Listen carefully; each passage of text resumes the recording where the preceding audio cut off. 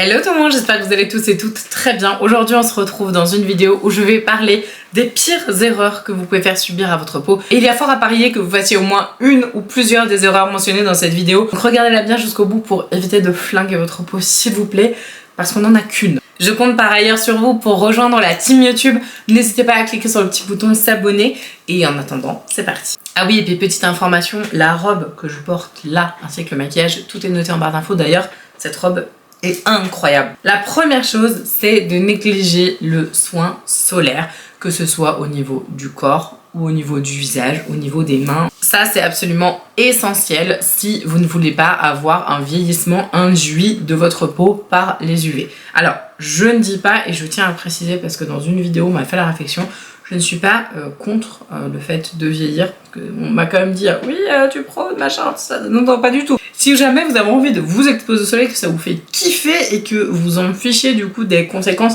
du soleil et que vous, votre kiff total, c'est de lézarder sur la plage 24/24, enfin 7 jours sur 7 plutôt, vraiment il n'y a aucun souci, c'est vraiment votre façon de voir les choses. Moi du coup ce que je vous recommande c'est de protéger votre peau du soleil. Normalement c'est de janvier à janvier, hein. C'est vraiment toute l'année, parce que du coup le soleil d'hiver c'est le même, hein. Du coup c'est le même soleil, hein, change pas, mais juste que au niveau de l'intensité des UV c'est encore différent. D'ailleurs petite information, je vous mettrai un lien affilié vers un produit spécial, bon c'est pas vraiment le moment du coup d'en parler, mais spécial en fait hiver, c'est de l'UV inversé et il est incroyable. Pour l'hiver, moi j'utilise que celui-là. Également, je vous mettrai quelques références solaires que je trouve excellentes, que ce soit pour une peau par exemple plutôt grasse, que ce soit pour le corps, etc. Vous retrouverez tout et je vous mettrai ce que je trouve le plus logique et le plus cohérent pour chaque situation et pour chaque type de peau. Mais vraiment, s'il vous plaît, si vous avez envie d'avoir une belle peau le plus longtemps possible, si vous voulez aussi éviter les cancers de la peau, ne vous exposez pas trop au soleil et quand vous le faites, utilisez une protection solaire au maximum. Évidemment, je le précise, mais c'est extrêmement important, mais on n'expose jamais les enfants si ce n'est pas possible autrement. On les blinde de crème solaire et surtout, on met chapeau, lunettes, parasol, bref, la totale, on s'hydrate bien. Et je vous rappelle, je le redis ici, la crème solaire se pose une demi-heure avant d'aller au soleil parce que si vous la mettez juste avant, pendant une demi-heure vous n'êtes pas protégé puisqu'il faut à peu près environ une demi-heure au filtre pour se poser et être efficace. Donc bien faire attention à ça aussi quand vous mettez votre crème solaire et aussi sur vos enfants, clairement. La deuxième erreur, et je pense que là franchement, levez la main en commentaire si vous l'avez déjà fait. Vraiment, s'il vous plaît, dénoncez-vous vous-même. La première, je l'ai fait, donc mea culpa, vous pouvez tout à fait vous dénoncer en commentaire. Je voudrais bien voir le nombre de personnes qui l'ont fait, honnêtement, dormir avec son maquillage. En général, quand je dis ça, c'est dormir nuit complète, mais moi, personnellement, ce que je fais, et ce qui m'arrive de faire, et c'est pas bien du tout, c'est dormir en mode sieste avec son maquillage, parce que j'ai juste la flemme de me démaquiller. Ça, c'est une catastrophe pour la peau. Il y a un contenu qui a été réalisé par une journaliste, et je le reprends souvent comme image pour montrer un petit peu l'effet du truc. Cette journaliste, elle a mis sa peau à l'épreuve exprès. Donc pendant un mois, en fait, elle dormait avec son maquillage et elle se démaquillait plus évidemment. Et donc elle réappliquait le maquillage le lendemain, chaque jour pendant un mois. Et donc elle a pris des photos avant, après, donc c'était une vraie expérience, hein, voilà. Et donc vraiment, visuellement parlant, bon après c'est une nana, mais très honnêtement on le sait que ça obstrue les pores de la peau, que ça enclenche un vieillissement bien prématuré, parce que aussi il faut se le dire, le fait de se maquiller tous les jours, c'est pas mauvais pour la peau en soi, parce que j'ai plein de gens qui me disent ouais c'est mauvais pour la peau etc, la peau respire pas. Alors la peau n'a pas de poumon, hein. Et également le fait que tu te maquilles tous les jours, normalement tu te démaquilles, tu mets des soins etc. Donc si tu prends soin de ta peau de manière régulière, c'est aussi logique que les personnes qui se maquillent elles ont une belle peau. Je dis pas que les personnes qui se maquillent pas n'ont pas une belle peau, parce que tu peux ne pas du tout te maquiller et prendre extrêmement soin de sa peau, ça n'a rien à voir, mais voilà, c'est une constatation que je fais. Donc s'il vous plaît, ne dormez jamais avec votre maquillage. Alors déjà ça va flinguer votre oreiller, et puis très honnêtement je trouve ça hyper inconfortable, c'est affreux au possible, c'est désagréable et tout. Enfin franchement moi je me sens hyper poisseuse, enfin quand ça m'arrive, rarement mais je le fais, mais de dormir avec mon maquillage, mais c'est vraiment que je suis complètement éclatée et que j'ai pas d'autre option. Si jamais vous voulez passer une nuit comme ça et que vous dites non mais en fait je suis trop fatiguée, la flemme de me démaquiller, alors déjà pensez à votre peau, hein, clairement, et si vraiment vous pouvez pas faire autrement, et dans ce cas là mettez dans votre table de nuit, moi je déteste les lingettes démaquillantes, mais vaut mieux ça et une brume d'eau thermale et une petite serviette, vous mettez ça dans votre table de nuit et du coup vous passez un petit coup de lingette, un petit coup de thermal et puis vous rincez. S'il vous plaît, au moins enlevez les 3/4 de la catastrophe, même dans votre lit, puis vous mettez une poubelle à côté de votre lit, enfin voilà, vous vous débrouillez. Mais vraiment, s'il vous plaît, ne dormez pas avec votre maquillage, c'est une catastrophe pour la peau. Troisième point, utilisez des produits périmés. Alors quand je dis périmé, c'est vraiment le truc qui déphase, qui a une odeur vraiment terrible. Je regarde, je te dis ok, je vais tomber malade, juste en regardant le produit, hein, qu'on soit d'accord. Parce que je ne suis pas pour jeter des produits, je suis pas du tout dans le délire de balancer des choses. Au contraire, je vais plutôt aller donner, essayer de faire vraiment un turnover, parce que bon, vous vous doutez que j'ai quand même pas mal de références, donc faut que ça tourne. Mais vraiment, s'il vous plaît, regardez la PAO, je vous mettrai le petit dessin du coup de la PAO. Donc c'est période après ouverture, c'est une obligation légale sur tous les produits. Vous avez le petit pot et un numéro, un nombre, un 18 mois, ou le 1Y, 1 year, enfin un an, voilà. Donc à chaque fois, c'est écrit et c'est une norme, donc c'est obligatoire. Il y a toujours une période après ouverture qui est notifiée sur un produit. Donc s'il vous plaît, regardez la PAO. Par contre, je répète, je le répète, et je pense que je le dirai, je sais pas combien de fois, je le dirai jamais assez, tout ce qui est produit poudre, je vais aller chercher, voilà, mes petits achats derniers de Martin Cosmetics, tout ce qui est produit poudre comme ça ne périme pas. Il y a une PAO derrière, mais c'est une mention légale, ils sont obligés, mais c'est de la poudre, c'est donc anhydre, il n'y a pas d'eau, donc pas de développement microbactérien possible. La seule chose, et je le répète à chaque fois, qui peut arriver, c'est que votre fard se glace, parce que quand vous l'utilisez au doigt, on a du sébum avec la perte insensible en eau qu'on a sur les mains. Donc à force de frotter du coup au doigt, votre fard il va un peu givrer, il va un peu se glacer, donc il sera moins joli. Donc ce que vous faites, c'est que vous prenez un petit goupillon pour sourcils comme ça, vous vous mettez au-dessus de votre lavabo, donc ça marche pour les palettes, les produits, les bronzers, les poudres, les blushs, tout ce que vous voulez, et vous venez très délicatement s'il vous plaît gratter le léger amas on va dire de givre dessus et votre fard sera presque comme neuf. Voilà, mais vraiment s'il vous plaît, tout ce qui est poudre, aucun problème, vous pouvez garder pendant très longtemps.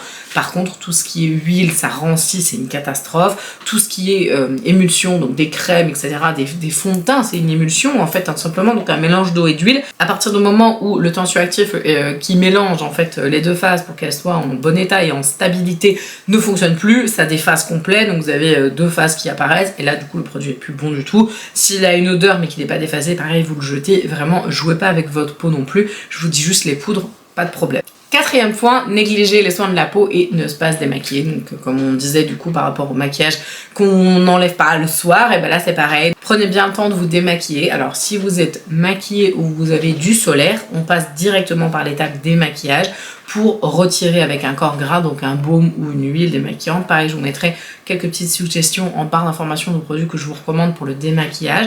Et ensuite vous faites l'étape du nettoyage, parce que du coup des choses qui vont se dissoudre au niveau des huiles ne se dissolveront pas au niveau des produits moussants. D'ailleurs, la différence à faire quand vous faites votre démaquillage et votre nettoyage le soir, c'est je démaquille avec un produit qui ne mousse pas, donc un corps gras, pour dissoudre tout le maquillage, et ensuite je nettoie ma peau avec un produit qui mousse en règle générale. Bon après, c'est pas parce que ça mousse à fond que ça veut dire que ça nettoie, mais c'est pour que vous puissiez faire le distinguo entre les deux références produits. Et donc un produit du coup qui mousse pour permettre de libérer toute la impureté, le sébum, la pollution, etc. Vous pouvez zapper l'étape de démaquillage si vous n'êtes pas maquillé ou si vous ne portez pas de solaire. Voilà, si vous avez une peau excessivement grasse, vous pouvez la démaquiller le soir même si vous n'avez pas de maquillage ou de solaire, puisque du coup les corps gras vont du coup être solubles dans l'huile et se dissoudre mieux. Donc ça peut être une bonne astuce pour désengorger entre guillemets votre peau en gras sans l'agresser non plus avec des trucs hyper décapants. D'ailleurs, toujours faire bien attention d'utiliser des produits adaptés qui soient vraiment adaptés à votre type de peau, adaptés à la saisonnalité, adaptés aux textures. Faites-vous plaisir aussi, hein.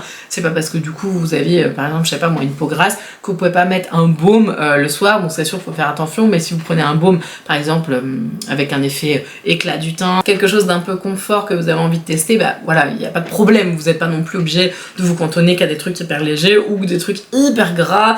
Si vous avez une peau sèche, voilà, essayez de vous faire plaisir quand même, mais privilégiez des produits et des textures qui sont adaptées à votre type de peau. Alors, cinquième point, c'est ne pas boire d'eau suffisamment. Ça, c'est toujours la galère. Je sais qu'il y a plein de gens qui ont beaucoup de mal à boire de l'eau. Très honnêtement, je bois énormément d'eau. Enfin, quand je vous dis énormément d'eau, je bois, bon là en plus c'est l'été, donc je bois entre 2 litres et 3 litres d'eau par jour. Je vous dis pas qu'il faut pas faire ça. Voilà, il faut boire en fonction de votre corps et de vos besoins, mais en règle générale, il faut minimum boire 1,5 litre à 2 litres par jour, sachant que le 1,5 litre, je trouve que c'est jamais assez, parce parce qu'en règle générale vous avez un espèce de petit calcul. Alors j'essaierai de vous le retrouver là si jamais je vous le retrouve, sinon vous trouvez assez facilement sur internet. Il y a un petit calcul qui vous permet de savoir combien vous devez boire d'eau par rapport à votre poids. Et moi j'étais assez choquée de voir qu'il fallait pas du tout que je boive 1,5 litre, il fallait plus que je tape sur les 2 litres voilà, quotidiennement. Et si jamais vous n'arrivez pas à boire, alors je sais qu'il y a le truc Aerope là dont tous les influenceurs font la promo, j'ai même des copines qui ont bossé avec eux. Si jamais ça vous intéresse, je suis en train de me demander, je vais pas faire une vidéo, je teste les placements de produits des influenceurs et vraiment donc je les achète et je les essaye. J'ai envie d'essayer et d'acheter Aerope, vraiment je me dis mais j'entends ce truc partout et donc dites-moi si jamais vous avez testé, mais en fait c'est un espèce de pod que vous mettez sur une bouteille et en fait par rétro-olfaction vous avez l'impression par exemple de boire n'importe quoi, une eau à la poire, mais en fait c'est pas du tout une eau à la poire, mais du coup ça vous force à boire beaucoup plus parce que vous avez un goût hyper sympa quoi. Donc si jamais vous avez testé Aerope, donnez-moi en fait votre avis et dites-moi si jamais ce genre de vidéo pourrait vous intéresser. En tout cas pensez à bien boire, surtout avec l'été là qui arrive à faire chaud. Ensuite, quand vous vous nettoyez le visage, ne frottez pas comme un ou une barbare s'il vous plaît. Ça c'est vraiment super important parce que quand vous frottez vraiment vigoureusement sur votre visage, en fait déjà ça va exciter toutes les glandes sébacées et donc si vous avez une peau mixte grasse vous allez encore plus faire de sébum, donc c'est pas très intéressant. Donc vraiment allez-y mollo. Si vous avez une peau déshydratée, une peau sensible, une peau sèche, vous allez avoir un phénomène de chauffe sur votre peau et donc forcément ça va la sensibiliser, ça va l'irriter, donc c'est vraiment pas un truc à faire du tout. Pour le nettoyage du visage, j'ai appris il y a pas longtemps, je sais pas si c'est vrai mais voilà, je pose ça là, donc c'est une information à mettre entre guillemets, je ne sais pas encore si il y a une vraie réalité dans le conseil, mais a priori pour vraiment bien nettoyer sa peau, dans le sens où en fait tu prends le truc et tu fais ça 2 secondes et tu rinces, et apparemment ça ne suffirait pas. Pour bien nettoyer sa peau, il faudrait passer, là, ok d'accord, 1 minute, donc vraiment 60 secondes à masser comme ça sur votre visage pour qu'il y ait une vraie efficacité. Ça peut tenir debout en termes de conseils, donc voilà, je pose ça là avec des guillemets. Je ne sais pas vraiment, mais a priori, c'est vrai que depuis que j'utilise cette technique, je trouve que mon teint est beaucoup plus lumineux. Est-ce que c'est vraiment efficace? J'en sais rien. Est-ce que au bout de 10 secondes de nettoyage, ça suffit largement? Ça peut paraître aussi logique que voilà, il faut passer le temps à bien nettoyer. Donc je ne sais pas trop, mais je pose ça là quand même. Oubliez ou ne pas nettoyer souvent ces pinceaux de maquillage. C'est l'horreur, clairement. C'est vraiment un truc que je déteste faire. D'ailleurs, même mon mari est trop mignon. Du coup, il y a un moment, c'est lui qui nettoyait mes pinceaux de maquillage. Et autant vous dire, j'en ai pas 10. Voilà, donc ça, c'est juste un pot. J'en ai encore 2 autres à côté. Donc ça, c'est ceux pour le teint. Hein, voilà, du coup, j'en ai encore un autre là. Et j'en ai encore que j'ai pas nettoyé qui sont derrière. Donc, j'ai vraiment beaucoup de pinceaux. Et j'ai trouvé une solution. Marion Caméléon fait ça, ou je sais pas si elle le fait toujours, mais en tout cas elle les met dans sa machine à laver en programme à main, etc. Et moi perso j'ai fait le test et j'étais choquée, ça marche vraiment très très bien, mais ça peut abîmer un petit peu, je veux que vous le sachiez. Mais le truc c'est que je me suis posé la question, ouais mais du coup j'utilise de la lessive, hein. En utilisant de la lessive, c'est pas terrible quoi, genre la lessive c'est pour les vêtements, là-bas c'est pas pour le visage, vu que je mette après, est-ce que c'est embêtant? Perso j'ai une lessive hyper hypoallergénique, le chat et compagnie, là ce que je vous disais, donc vraiment un truc très neutre, ou alors l'arbre vert, le truc écolo possible, enfin vous voyez vraiment l'arbre vert même hypoallergénique, enfin voilà, moi j'ai des trucs hyper neutres, j'ai pas du tout de trucs parfumés, monoï et compagnie. Si c'est votre cas, je pense qu'en effet c'est peut-être pas terrible au niveau irritation sur la peau, mais ça fait plusieurs jours que je teste les pinceaux, je n'ai aucun problème. Vous les mettez dans des petits filets comme ça pour sous-vêtements. D'ailleurs ça c'est un truc rouge-gorge, voilà. Faites d'abord un test du coup en mettant quelques-uns que vous n'aimez pas trop. Moi c'est ce que j'ai fait. Programme lavage à main hyper doux et du coup moi j'ai mis 20 degrés. Hein, donc j'ai vraiment mis très peu. Et voilà, mes pinceaux sont ressortis nickel. Et donc ça vous évite de passer 1000 ans à faire ça. C'est quand même un gain de temps assez incroyable. Et comme j'ai mis un cycle hyper court, je pense que très honnêtement ça utilise moins d'eau que le fait de nettoyer tous mes pinceaux pendant 1000 ans avec le filet qui coule, le machin de chaque pinceau, enfin bref. Et si vous avez des pinceaux qui sont très serrés et du coup que vous utilisez des matières crème, il est probable que ça désencrasse pas assez, donc il faudra les faire à la main, mais bon en gros moi j'en ai 6 à faire à la main et ça suffit quoi. Dites-moi si vous voulez une deuxième édition parce que j'en ai encore plein d'autres à vous donner. Si la vidéo vous a plu, vous pouvez la partager, vous pouvez liker et commenter pour l'algorithme, ça fait trop chaud au cœur. Bien évidemment si ça vous a plu, vous pouvez vous abonner à la chaîne et mettre la petite cloche de notif. En attendant, je vous embrasse de tout mon cœur et je vous dis à la prochaine. Ciao!